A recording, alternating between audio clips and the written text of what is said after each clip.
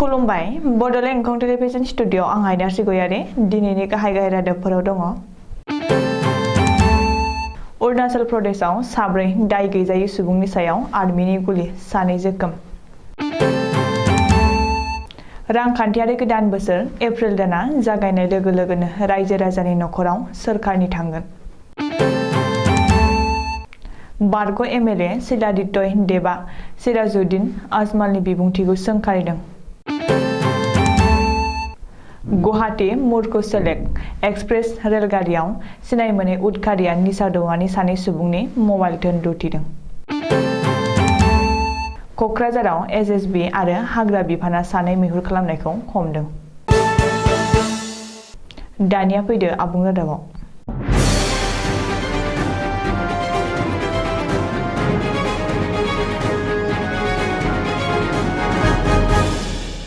अरुणाचल प्रदेशनि तिराप कासा गामियाव दाय गैजायै साब्रै सुबुंनि सायाव नोजोर होनानै आर्मिनि 12 नं पेरा रेजिमेन्टनि जवाना जानला मानला गुलि गावनायाव दाय गैजायै सानै सुबुङा गोब्राबै जोखोम जादों। जोखोम जानाय सुबुंनि मुङा फारियै रामनां बांसु आरो नागपुआ बाथां होननानै मिथिहोदों। आथिखालाव बिसोर साब्रैखौबो डिब्रुगड़नि आसाम मेडिकेल कलेज हस्पिटालाव फाहामथायनि थाखाय थिसननाय जाबाय होननानै सुलुङाव फोरमायदों।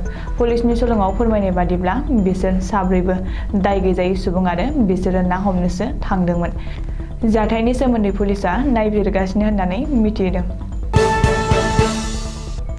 आथिखालाव गोदान रांखान्थियारि बोसोर 2022-23 आ जागायजेननाय लोगो लोगोनो गोबां बिथिङाव मुवा बेसादफोरनि बेसेनखौ बांहोनानै सोरखारा रायजो राजानि नखराव थांगोन खोख्लैबाय।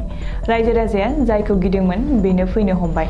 1 एप्रिलनिफ्राय मोब्लिबनि bill, LPG gas cylinder, biscuit, toll tax, मुलि, मबाइल, हेन्डसेक आरो गोबां पासपर्ट बेफोर गासैबोनि बेसेना बांबाय। एपिडिसिएल, एजिसिएल, एएसएल, डिसि आरो एपिजिसिएलआ आथिखालाव मोब्लिब बिलआ मोनफ्रोमबो इउनिटआव 0.59 पैसा बांहोजाबाय। टल टेक्सनि बेसेनखौ जौसेआव 15 जौखोन्दो रां बांहोबाय। मुलिनि बेसेनखौ 10.7 जौखोन्दो बांहोबाय। मबाइल, हेन्डसेक, टिभि, फ्रिज, रेफ्रिजारेटर बायदिनि बेसेनखौ बांहोबाय। एलइडि बाल्ब, देलायग्रा मुवा, मबाइल रिचार्ज बायदि बायदि बिथिङाव गासैबो मुवानि बेसेनखौ बांहोनाय जाबाय। हजाय समष्टिनि बारग' बिजेपि एमएलए सिलादित्य देबा एआइइउडिएफनि दैदेनगिरि सिराजुद्दिन आजमलनि बिबुंथियाव खुद्रिनानै बुंदों दि आथिखालाव बांलादेशनिफ्राय फैनाय मुस्लिमफोरा एनआरसिनि उनाव जोबोद दुगा जाबाय।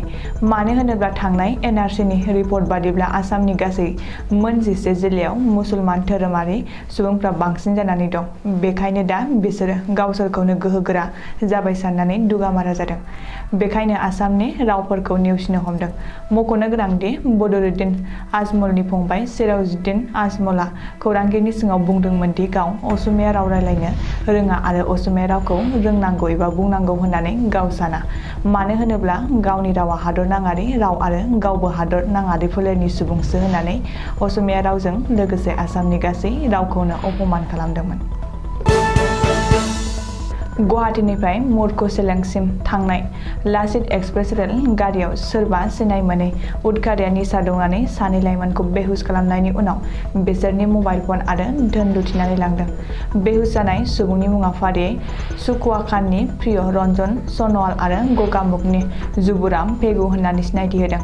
सुलुङाव फोरमायनाय बादिब्ला बिसोर साथाम लाइमोना पान्जाबनिफ्राय खामानि मावनानै गावबा गावनि न'फारसे बैसागो जानो फैदोंमोन। बेनि उनाव गुवाहाटी मुर्को सेलेक्ट लाचित एक्सप्रेस रेलगारियाव गाखोनानै गावसोरनि स्टेशन गगामुखआव ओंखारलांनांगौमोन। बिसोरनि सासेया सिमेन्टसापरि स्टेशनाव ओंखारदों, नाथाय प्रियरन्जन सनवाल आरो जुबराज पेगु गगामुख स्टेशनाव ओंखारनांगौमोनब्लाबो सिनाय मोनै सुबुंनि होनाय साना फाजाखौ जानानै बेहुस जादों। बेनि उनाव जेब्ला मुर्को सेलेक्ट स्टेशनाव जिआरपिआ जेब्ला बिसोरनि हालोदखौ नुयो अब्ला हाखु दाखु हस्पिटालाव लांदों। अब्लासो बिसोर सानैबो हुस मोनखांफिनदोंमोन। आयेन बेरेखा मैहुर खालामग्रा सानै सुबुंखौ हाग्रा बिफान आरो एसएसबिआ सोरसुलुंनि गेजेरजों क'क्राझार तितागुरि गामिनि सुसिन बरगयारिनि नखरनिफ्राय हमनो हायो। सुलुङाव मिथिनाय बादिब्ला हमजानाय सानै मैहुर खालामग्राफोरनिफ्राय गोबां बिबांनि गान्दा गं आरो नोगोद 2,20,000 रां बोखांनो हायो। हाग्रा बिफाना आरो एसएसबिआ हमजानाय सानै फालांगिरिनि मुङा बापन सुदुरतर आरो बेला बसुमतारी होनना मिथिनाय जादों। दिनैनि रादाबा एसेनोसै, गोजोन्थों।